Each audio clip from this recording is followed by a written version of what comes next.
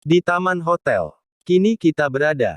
Tema pesta kali ini dengan piyama atau baju tidur. Pihak hotel sudah mendesain sedemikian rupa. Lengkap dengan peralatan barbecue yang modern. Ariana tidak main-main dengan pestanya kali ini. Ia mendatangkan seorang DJ yang katanya sangat tenar. Tapi aku tidak tahu siapa itu. Aku bukan manusia dunia malam. Jadi kurang tahu tentang seluk-beluknya.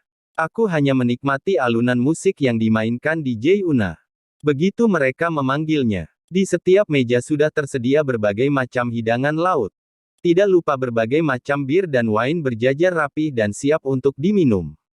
Ariana sudah berada di hadapan kita semua dan siap menjelaskan inti dari pesta malam ini. Tes. 1, 2, 3. Baiklah. Selamat malam dan selamat datang di pesta kecil-kecilan Ariana. Kalian pasti heran dan bertanya-tanya. Perayaan apa yang dibuat Ariana kali ini?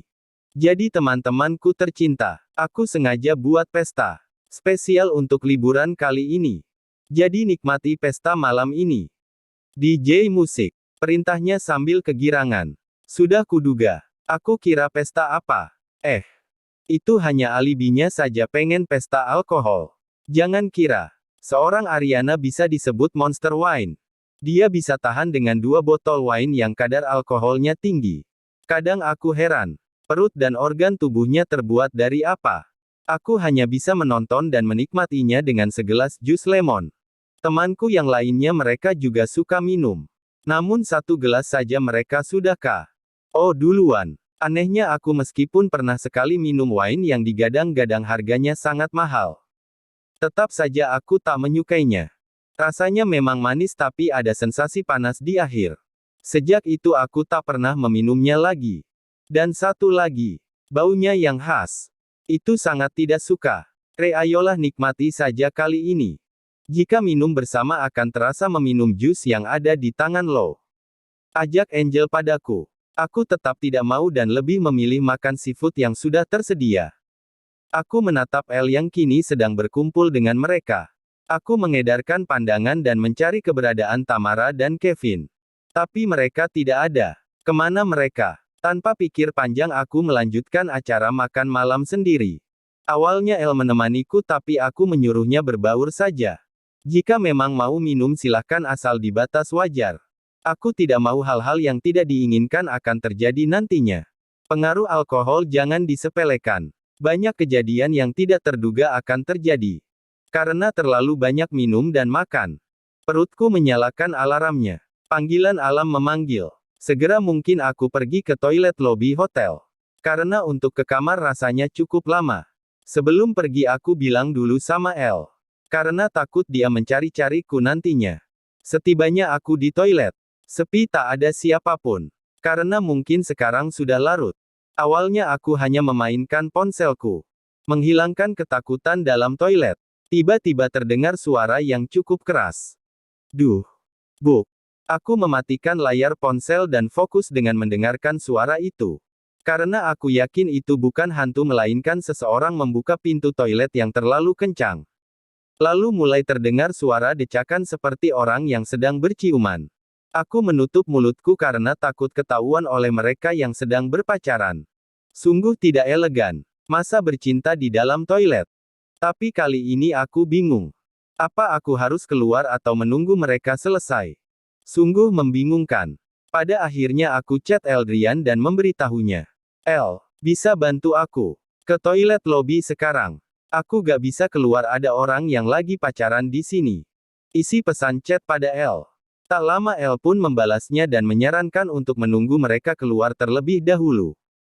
Aku hanya bisa pasrah menunggu mereka yang entah melakukan apa. Tahu begini, aku lebih baik ke kamar tadi. Mulai terdengar sepi. Tapi sepertinya mereka masih di dalam toilet. Belum ada suara seseorang membuka pintu. Sudah 20 menit kurang lebih aku di sini. Banyak hal terjadi setiap detiknya. Mulai dari erangan, bahkan desahan, yang membuat aku menutup telingaku. Andai saja aku membawa earphone tadi. Mungkin bisa menyetel lagu dengan volume yang kencang. Aku sebagai wanita akan berpikir 2 kali jika harus melakukan hal seperti itu di toilet. Mungkin saja itu pasangan suami istri. Astaga, Rere, positif thinking lah kamu. Cukup duduk manis dan tunggu mereka keluar. Tapi jujur aku benar-benar gak tahan dengan bau toilet. Apalagi kalau sudah pakai pewangi yang terlalu menyengat. Rasanya mau muntah saat itu juga. Siapapun tolong hentikan aktivitas mereka. Aku mulai bosan dan jenuh. Tiba-tiba terdengar suara pintu terbuka dan ada sedikit cekcok di antara mereka. Ceklek. Suara pintu toilet dibuka. Vin, sorry gue yang mulai. Gue terlalu mabok tadi. Dan gak sadar. Cukup Tamara. Yang salah di sini lo bukan gue. Jika terjadi sesuatu gue gak mau tanggung jawab. Sekarang kita keluar dan tutup mulut lo. Jangan pernah bilang hal ini pada siapapun. Apalagi sampai Rere tahu. Kalau dia tahu, gue yakin dia akan tambah benci sama gue. Terdengar suara pintu yang tertutup dan mereka pun pergi. Aku masih terdiam dan sangat kaget dengan apa yang baru saja aku dengar. Kevin dan Tamara. Mereka habis melakukan apa? Bukannya mereka sahabatan. Tapi tadi Kevin bawa-bawa nama aku. Apa maksudnya? Tanpa berpikir panjang lagi, aku segera keluar dari toilet dan sedikit berlari menghampiri Elle. Eldrian menatapku dan segera berjalan ke arahku. Tubuhku lemas dan sudah tak kuat menahan tangis. Aku segera memeluknya dan menangis di pelukannya. Angel dan yang lainnya segera menghampiriku. Bahkan Tamara dan Kevin pun berpura-pura tidak terjadi apapun. Apa yang terjadi, Re? Lo kenapa? Seperti itulah respon teman Elle dan sahabatku. Aku hanya menggeleng dan masih memeluk erat Eldrian. Biar Rere saya bawa ke kamarnya saja. Kalian lanjutkan pestanya. Rere mungkin sakit perutnya gara-gara kebanyakan makan seafood. Jawab Elle pada sahabatku. Alasan yang aneh tapi masuk akal juga. Yang penting aku bisa menghindar dari serangan pertanyaan dari teman-temanku. Elle membawaku ke kamarnya. Karena aku lupa kunci kamarku ada pada Adele. Apa yang sebenarnya terjadi, Bi? Tanya Elle padaku. Elle memberiku segelas air putih dan duduk di sampingku. Elle menungguku dengan setia menemani. Dia sebenarnya terlihat penasaran. Tapi dia diam saja dan tak berhenti menatap wajahku. Setelah dirasa aku siap, akhirnya aku menceritakan dari awal hingga akhir. Bahkan aku sebutkan siapa pelakunya. Aku serius dan yakin Elle. Itu suara Kevin dan Tamara. Bahkan Kevin sebut-sebut nama aku. Apa maksudnya coba? Kita lihat gerak-gerik mereka saja nanti. Udah jangan dipikirin. Itu masalah mereka. Jika masalah mendengar suara itu, anggap saja lagi nonton videonya tapi ngebuk. Jadilah audionya aja yang terdengar. Jelasnya Elle sambil cengengesan. Aku pun mulai tersenyum kembali mendengar cara dia bercanda tapi garing.